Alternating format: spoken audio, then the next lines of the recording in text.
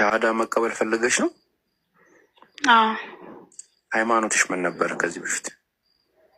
ኦርቶዶክስ። ኦኬ። እስልምና እንድትቀበይ ያስገደደሽ ሰው አለ? የለም። ኦኬ። የኢየሱስ ክርስቶስን ፍጡርነት አምነሽ ነው? አዎ። ኦኬ። የአላህ አምላክነትንና የነብዩ መሐመድ ነብይነትንም አምነሻል? እሺ ጸጋ፣ እኔ የምለውን አብረሽኝ ተከተለሽኝ ትያለሽ። እሺ እሺ። አሻዱ አላህ ኢላሃ ኢለላህ ማርያም አማላጅ የጌታ ክርስቶስ የኢየሱስ ክርስቶስ እናት ማርያም አማላጅ ነች። ማርያም ታማልደናለች። መቼም አሊዝም በእናንተ እንትን አልታልልም። ግን ኢየሱስን አምላክነቱን ክደሽ ነበረ ጸግዬ። ማርያም አማላጅ ነች። ኢየሱስ ክርስቶስ ግን ፍጡር ነው ብለሽ አምነሽ ነበር። አላልኩም። ማርያም እናንተ ለምንትን ለማለት ማርያም አማላጅ ነች፣ ታማልደናለች። የክርስቶስ ጊዜ ሁሉ ነው የሚሻሙብን። አይ ጊዜው አይደለም እንትና ከናል እኛ 2 ሰዓት ትቀልድብን። ግን ከፈጣሪሽ ጋር ምን አይነት ቀልድ ነው የምትቀልጁ? ምን አይነት ማርያም ሁሌም የክርስቶስ እናት ታማልደናለች። ሰው የለም። ያሳዝናል። እኔ ምን አይነት ሞራል ምን አይነት አይደንቲቲ ውስጥ እንዳላችሁ ጃ እንዴ ላውራ አውራት በማርያም በኋላ ጃ ማን ነው? ጸጋ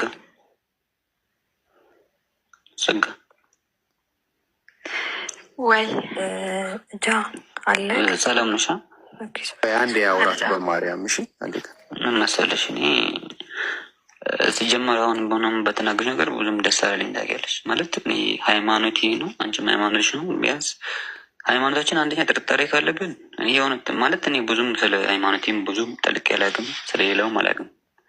አንዳንዴ ሰማለሁ አያለሁ። ግን በምናምነው ሰዓት ታይም ላይ ባንቀይ ፈጣሪ ምን ይላል መሰለኝ፣ በሰው ፊት የሚክደኝን እኔ የምክደዋለሁ፣ በሰው ፊት ለሚመሰክረኝ መሰክረዋለሁ ነው። አሁን እዚህ ጋር ባለበት ሰጤና ብትናገሪ ጥሩ አይደለም። ናቸው ታውቂያለሽ ወረደቻል እንዲህ ታውቃለህ። በማርያም በነገራችን ላይ ልጅ ሻዳ ይዛለች እኮ ቅድማ ነው። በኢየሱስ ፍጡርነትና በአላህ አንድነትና በነቢ ሙሐመድ ሰለላሁ ዐለይሂ ወሰለም ነቢይነት አምነሻል ወይ ስላት፣ አዎ በአላህ አንድነት በነቢዩ ነቢይነትና በኢየሱስ ፍጡርነት አምኛለሁ ብላለች እኮ። ቃሉን ይዘዋለች። በነገራችን ላይ አላህ በሰው ሙስሊም አድርጎ ይግደላት። እኛ ይህን የምንመኘው ነገራችን ላይ በማርያም ቀጥሉ ወይ ሀይቢ አንዳንዴ የምሬ ነው። አንዳንድ ጊዜ ሙስሊሞችም የሆነ አንዳንድ ግሩፕ ላይ ገቡና ምናምን ክንትን ካሉ በኋላ ይናገሩና መጨረሻ ተሳድበው ነው የሚወጡት። ኦርቶዶክስም እንደዛ። እኔ በነገራችን ላይ በክርስትና እንደ ነገር በጣም ይደብረኛል። ማለት አልዳፈርም፣ ያልፈቀደኝ ነገርም አላወራም። ምን አገባኝ? ቢያንስ የምታዘቡ ነገር ሊኖር ይችላል፣ ልታዝብ ይወጣሉ። በማርያም ምን እንደሚደብር ታውቃለህ? አይደለም እኔ አሁን ምን እንዳሳቀኝ ታውቂያለሽ? ኢጎዋ ማለት ነው አምላኳን ከመካድ በለጠባት። የምር ማለት ነው። ኢየሱስ ክርስቶስን ፍጡርነትን አምነሻለሁ ስላት አዎ አምኛለሁ አለችኝ። በአላህ አምላክነትና በነቢዩ መሐመድ መልእክተኝነት አምነሻለሁ ስላት አዎ አለችኝ። ገባችሁ አይደለ? ማለት ኢጎ ውስጧ ያለው ኢጎ አለ አይደለ? ይሄ ማየምነት እኔ ምን እንደሆነ አላውቅም። እሱ በለጠባት። እሱም ወጣ መተንፈስ ፈለገች። ያንን ለመተንፈስ ደግሞ አምላኳን ካደች እና በጣም ነው የሚያሳ በነገራችን ላይ እኔ ሙስሊም ክርስቲያን ማንም ስለሆነ አይደለም እንደዚህ ለኢጎ ብሎ ሰላም አለይኩም ወረህመቱላሂ ወበረካቱ። ወአለይኩም ሰላም ወረህመቱላሂ ወበረካቱ። እንዴት ነህ? ሰላም ነህ? አልሐምዱሊላህ አልሐምዱሊላህ። ብዙ ጊዜ አንተን ንጽጽር እሰማለሁ፣ በጣም አደንቃለሁ፣ በጣም እወድሃለሁ። አንተ አሐበከ አላህ الذي يحبنا من اجله شكرا ማሻአላ። አንድ ጥያቄ ነበረችኝ። እሺ ከክርስቲያኖች ጋር ጥያቄ ስንጠያየቅ ማለት ነው ከሐዲስ እና ከቁርአን መስረጃ አንፈልግም፣ ከዚህ ከቁርአን እና ከሐዲስ በፊት ያለው መጽሐፎች ወይም ከጎግል ስጠን ነው የሚሉት። እንዴት ነው የሚታዩ? አያስኬዳቸውም። አንድ እምነት መጥቶ ስለ ሃይማኖት ሲጠየቅ በእጁ ላይ ካለ መጽሐፍ ነው አሳየኝ የሚባለው። ይህን ሚዛን በራሳቸው ሄደን መመዘን አንተ ስለ እምነትህ ከሌላ መጽሐፍ ልትሰጠኝ ትችላለህ ወይ በለው። አይሰጥም። ከየትም ስለ ራሱ እምነት ብትጠይቀው ከመጽሐፍ ቅዱስ ነው ያለኝ ነው የሚልህ። ለምሳሌ አብርሃም፣ ይስሐቅ፣ ያዕቆብ በሚባሉ አካሎች እንዳሉ ከመጽሐፍ ቅዱስ ውጭ ከዚያ በፊት ከነበረ መጽሐፍ ስጠኝ በለው። የትም አይሄድም፣ አይሰጥም። አዳም ነበረ ሔዋን ነበረች ብለህ ታምናለህ ብለው አዎ ይልሃል። ማስረጃ ስጠኝ ስትለው ከመጽሐፍ ቅዱስ። ሌላ መጽሐፍ እስኪ ስጠኝ፣ የለኝም ሌላ መጽሐፍ ነው። ወደ እስልምና ሲመጡ ግን ልክ እንደ እምነት አልባ ሆነው ይጠይቃሉ። ከመጽሐፋችሁ ውጭ የሆኑ ሌላ መጽሐፎች ስጡን ይላሉ። ያ ያስኬድም። ምናልባት እምነት የሌለው ሰው ቢሆን የዛኔ ስጠኝ ቢል ችግር የለውም። እምነት የሌለው ሰው ቢሆን ችግር የለውም። እምነት አለኝ እያለ በገዛ መጽሐፉ እየተመራ አላንተ ግን ሲሆን ሌላ መጽሐፍ አምጣና ስጠኝ፣ ይህ ያስኬዳቸው። ካሉም ግን በገዛ መጽሐፋቸው ላይ ችግር የለውም። በዚያው ላይ ኢስላም ትክክለኛ ሃይማኖት እንደሆነ በመጽሐፍ ቅዱሳቸው ላይ ሳይቀር ሄደን ማስረዳት እንችላለን። አይ ማሻአላህ ጀዛኩላሁ ኸይረን ኢንሻአላህ። ወያንኩ السلام عليكم ورحمة الله. ወአለይኩም ሰላም ወረሕመቱላህ ወበረካቱ። أخي في الله، أولا أنا طلعت لأشكرك ولأخبرك بأنني أحبك جدا، وممن يتابعونك أكثر على التيك توك ويوتيوب أيضا. أحبك الله الذي أحبتنا من أجله، وجمعني وإياك وجميع الإخوة والأخوات تحت ظل عرشه يوم لا ظل إلا ظله. آمين آمين. وأسأله سبحانه وتعالى أن يجعلنا من أول الداخلين إلى جنات النعيم مع النبي صلى الله عليه وسلم وأصحابه الكرام. شكرا. آمين آمين يا رب العالمين. وعندي سؤال. إن شاء الله بأمرنا للرجو. አንድ ጥያቄ አለኝ። እሱ ምንድነው? በዚህ በንጽጽር ላይ እኔም እንደኔ መስራት እፈልጋለሁ። አብዛኛው ህዝብ እንግዲህ ካለማወቅ የተነሳ መንገዱን ስቶ ስላለ በዚህ ንጽጽር ላይ ለመስራት ልክ እንደናንተ መስረጃ ለመሰብሰብ እዚህ ደረጃ ላይ ደርሼ እንግዲህ ህዝቡን ወደ እስላም ለመጥራት ምን ማድረግ አለብኝ የሚል ነው። ሁለተኛ ልጨምር። ሁለተኛ ከጨመርኩ እንግዲህ አሁን እየገለጻችሁ እንዳላችሁ በመጽሐፍ ቅዱስ ውስጥ ብዙ ስህተቶችና ችግር ያላቸው ቦታዎች ይኖራሉ። ይሄንን ሁላ እያየ ክርስቲያኑ እንዴት ይሄ ሁላ ክርስቲያን እንዴት እዛ ሃይማኖት ላይ እንትን ማለት ቻለ? መርሐባ፣ ጥሩ ጥያቄዎች ናቸው። የመጀመሪያው አንድ ሰው ንጽጽር መስራት ከፈለገ ምንድነው ማድረግ ያለበት የሚለውን ነው። ንጽጽር ማለት ከሁለቱም እምነት እውቀት ሊኖረው ይገባል። ሰውየው ስለ ሁለቱም እምነት መጽሐፍቶች ያውቁ፣ በዚያ ነገር ላይ ሰዎች ሊያስማማቸውና ሊያለያያቸው የቻሉትን ነጥቦች የሚያውቁ መሆን አለበት። ገብታችኋል አይደል? ለምሳሌ ስለ እስልምና በደንብ የሚያውቁ መሆን አለበት። ስለ ቁርአን እና ስለ ሐዲስ ልክ እንዲሁ ደግሞ ስለ መጽሐፋቸው ላይ ያለው ዋና ዋና ነጥቦች እነዚያን ማወቅ። ሙስሊምና ክርስትና ላይ እስልምናና ክርስትና ላይ አንድ ሊያደርጓቸው የሚችሉ ነገራቶች፣ ሁለቱም የሚያስማሟቸው ነገራቶች አሉ።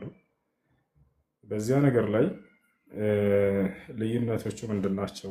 እውነት እንዴት ነው ለእነዚያ ሰዎች መግለጽ የምንችለው የሚለውን ማወቅ። ለምሳሌ አንድ የሚያደርጉ ነገራቶች ስላችሁ ሁለቱም ዘንድ አንድ አምላክ አለ ብለው ያምናሉ። ከእነዚያ ዘንድ ያ አምላክ ራሱን በሶስት አካል ገልጧል ብለው ያምናሉ፣ አብ ወልድ መንፈስ ቅዱስ የሚል። ልክ እንዲሁ ደግሞ ከሙስሊም ጋር ስትመጣ እንደዛ የሚባል ነገር የለም። አምላክ በማንነቱም በምንነቱም አንድ ብቻ ነው ብለው ያምናሉ። እንደሚያደርጋቸው ሌላው ነገር ሁለቱም ዘንድ የአንድ አምላክ ነቢያት የሚባሉ ልኳል ለሰው ዘር ብለው ያምናሉ። ከዚህም ጋር ከእስልምናም ጋር ስለ አንድ እንደሚናገር ግን ለዘርህ ይላል፣ እርሱም ክርስቶስ። ይሄንም እላለሁ ከ430 ልቀጥለው ዘር። እሺ አሁን ምን ይላል? ለአብርሃም እና ለዘሩ ምን ተገባላቸው? ቃል ተገብቷል። ልክ ነው። የምን ቃል? ኦኬ እሺ፣ ልትለኝ የፈለከውን ቅድም ስለነገርከኝ ተረድቻለሁ። በቃል ደረጃ ነው እንጂ በአካል የለም ነገር ነው። በፐርሰንነት የለም ነው አይደል? ይሰማ ነበር። ልክ ነህ እኮ በትንቢት እኮ ተነግሯል። ግን እኔ እያልኩ ያለሁት በትንቢት መነገሩ ብቻ ሳይሆን ለምሳሌ ዮሐንስ 1:1 ላይ ከፍተህ አንብበው። ልክ አሁን ይሄን እንደከፈትከው ዮሐንስ 1:1 ላይ ከፍተህ አንብበው። በተስፋ ቃል እንዳልከው ልክ ነው ነበረ። የተስፋ ቃሉ ነው የተገለጠው ልክ ነው። ግን በተስፋ ቃል የተገለጠው የሌለ ነገር ሳይሆን የነበረው ነው። ዮሐንስ 1:1 ላይ ሲሰማይ ነበረ ነው በመሰማት ደረጃ ሳይሆን ኢምፐርሰን የነበረ ነው። እሺ ዮሐንስ 8:58 ነው አውጡልኝ። ቀደም ያወራነውን ፓርት ማለት ነው። እሺ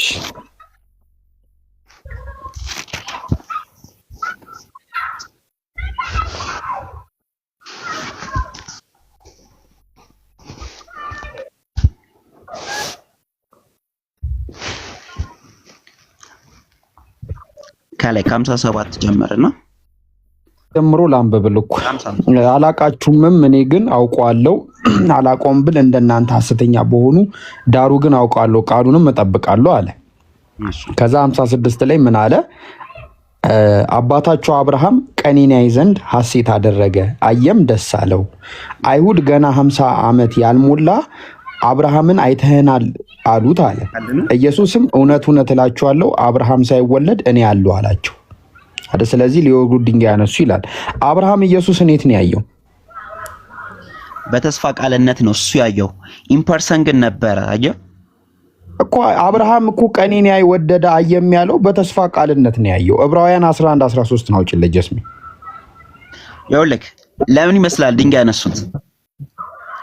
እሱን እነግርሃለሁ፣ እሱን አስረዳሃለሁ። እኛ ከምንረዳው በላይ እዛ ጋር ያሉ ሰዎች በቦታው ነበሩ አይደል?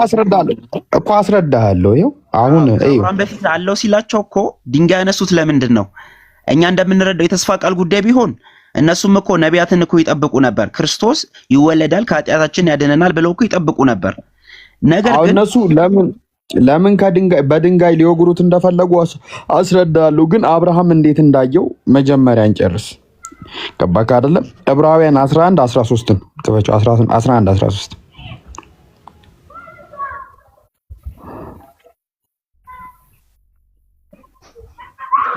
እሺ ምን ይላል?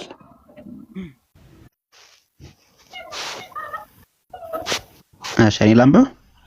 አንብብ። ቁጥር 13 እሺ እነዚህ ሁሉ አምነው ሞቱ፣ የተሰጣቸውን የተስፋ ቃል አላገኙምና ዳሩ ግን ከሩቅ ሆነው አዩትና ተሳለሙት።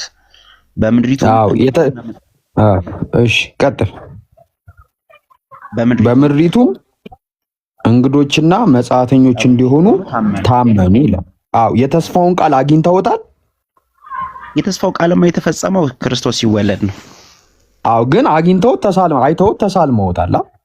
የተስፋውን ቃል በሩቅ ነው የተሳለሙት፣ አልጨበጡትም፣ ግን አላገኙም።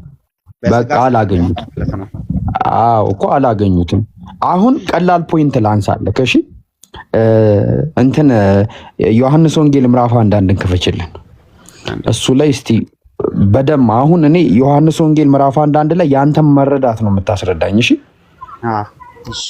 እሺ ቀጥል፣ አስረዳኝ። እሺ በመጀመሪያው ቃል ነበር፣ ቃልም በእግዚአብሔር ዘንድ ነበር፣ ቃልም እግዚአብሔር ነበረ። ይህም ከመጀመሪያው በእግዚአብሔር ዘንድ ነበረ። በእግዚአብሔር ዘንድ ነበር። ይህ በመጀመሪያ በእግዚአብሔር ዘንድ ነበር። ሁሉ በእርሱ ሆነ፣ ከሆነውም አንዳችስ እንኳ ያለ እርሱ አልሆነም። በቃል እሺ ቆይ አንዴ ቆይ። ሞዴሬተሮች ገስቱን እስቲ ያስተካክሉት፣ በ9 አድርጉታሽ። በቃ አሪፍ። እሺ በመጀመሪያ ቃል ነበር ይላል አይደለ? ከዛ ቃልም በእግዚአብሔር ዘንድ ነበር ይላል። ከዛ ቃልም እግዚአብሔር ነበር ይላል አይደለ? እሺ አሁን በእግዚአብሔር ዘንድ የተባለውና እግዚአብሔር የተባለው እግዚአብሔር አንድ አይነት ነው ወይስ ይለያያሉ? ይኸውልህ ቃል ማለት እዚህ ጋር ክርስቶስ ነው።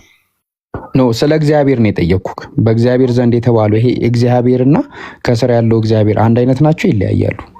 አንድ አይነት አይደሉም። በእግዚአብሔር ዘንድ የነበረው ክርስቶስ ነው።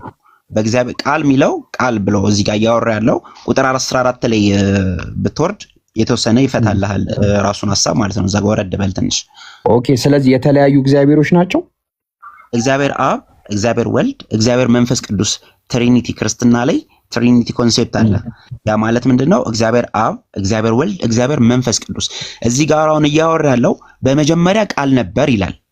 ቃል ደግሞ ከእግዚአብሔር ዘንድ ነበረ። አየው፣ ከአብርሃም በፊት ማን ነበረ? ቃል። ይሄ ቃል ከማን ጋር ነበር? በመጀመሪያ ቃል የተባለው አምላክ ነው። ቃል የተባለው እሺ፣ እና እያነበብ ነው ላውራው። በመጀመሪያ ቃል ነበር፣ ቃልም በእግዚአብሔር ዘንድ ነበረ። ቃል የተባለው ክርስቶስ ነው እኮ ገባ። ይሄ ቃል የተባለው አምላክ ነው ወይ? አዎ ክርስቶስ ነው እሱ ኢየሱስ። እሺ በእግዚአብሔርም የተባለው አምላክ ነው። በእግዚአብሔር ዘንድ የነበረው ማን ነው? ራሱን እኮ ነው እየደገመ እየጻፈ ያለው።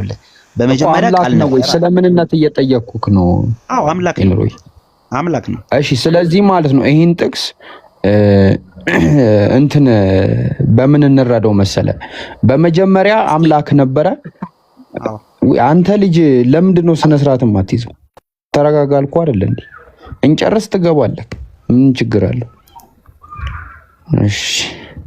እሺ በመጀመሪያ አምላክ ነበረ፣ አምላክም በአምላክ ዘንድ ነበረ፣ አምላክ ራሱ አምላክ ነበረ ብለን መረዳት እንችላለን። ይልው ያልከው ልክ ነው፣ ግን አምላክ አምላክ ሲባል ኮንፊዥን እንዳይፈጥር ክርስቶስ እያደረግህ ውሰደው።